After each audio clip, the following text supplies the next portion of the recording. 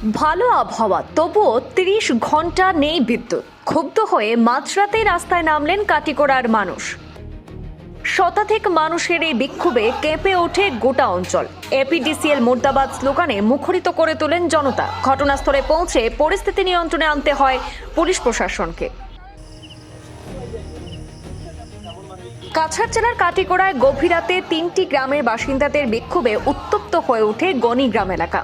অভিযোগ, ভালো আবহাওয়া থাকা সত্ত্বেও টানা প্রায় ৩০ ঘন্টা বিদ্যুৎহীন অবস্থায় কাটাতে হলো কাছাড় জেলার কাটিগড়ার শতাধিক গ্রামবাসীকে। এই দীর্ঘ বিদ্যুৎ বিভ্রাটে চরম ক্ষোভে ফেটে পড়েন সাধারণ মানুষ। শনিবার গভীর রাতে বিক্ষোভে উত্তাল হয়ে ওঠে গণিগ্রাম এলাকা।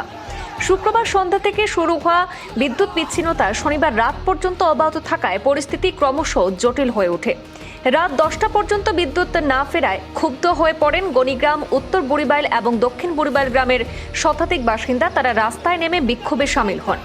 বিদ্যুৎ বিভাগের কর্মীদের ঘেরাও করে শুরু হয় তীব্র প্রতিবাদ। এপিডিসিএল মুর্দাবাদ, কালান সাব ডিভিশন মুর্দাবাদ স্লোগানে সেখানে মুখরিত হয়ে ওঠে গোটা এলাকা।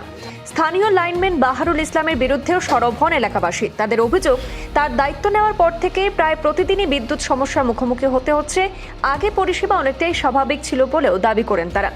পরিস্থিতি উত্তপ্ত হয়ে উঠতে খবর পেয়ে ঘটনাস্থলে পৌঁছায় পুলিশ। প্রশাসনের হস্তক্ষেপে পরিস্থিতি কিছুটা নিয়ন্ত্রণে আসে।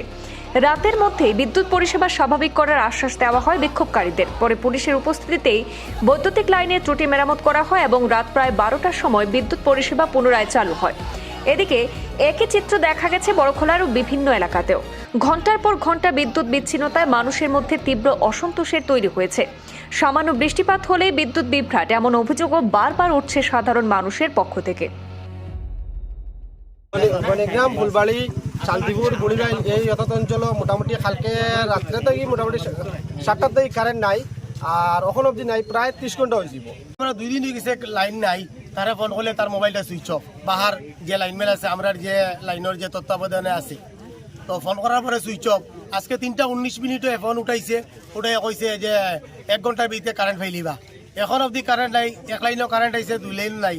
অতএব আমরা অত্র এলাকা গণিগ্রাম পার্ট 3, গণিগ্রাম পার্ট 4, বুড়িবাইল, গণিগ্রাম বাজার সারা মানুষ একত্রিত হইয়া তার 2জন হেল্পার পাঠাইছে।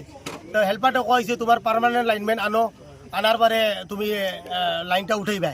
তখন আমরা আর 2-3 জন মানুষে ফোন করছেন SDO sir, APDCL SDO sir SDO স্যারে কইছেন যে ক্যাজুয়াল স্টাফরে তোমরা লাইনে উঠাইবা না, পার্মানেন্ট স্টাফ আমি 5 মিনিটের ভিতরে ফাটাই। আর এখন প্রায় 2 ঘন্টা হয়ে গেছে, লাইনম্যানের কোনো আতা বাতা নাই। তো আমরার দাবি আসাম সরকারের কাছে, আমরার দাবি এপিডিসিএলের কাছে, আমরার দাবি ডিসি মহাশয়ের কাছে যে এই যে লাইনম্যান তারে এখান থেকে গিয়া সরাইয়া অন্যত্র নেওয়া, নোয়াগাঁও, বঙ্গাইগাঁও, তিনসুকিয়া অর্থাৎ দেওয়া কুকড়া যায়। আর আমরা যে আগর পুরানা স্টাফ আসলা তারার এইখানে দেওয়া দিলে আমরা গ্রামের মানুষে বালা সার্ভিস পায়।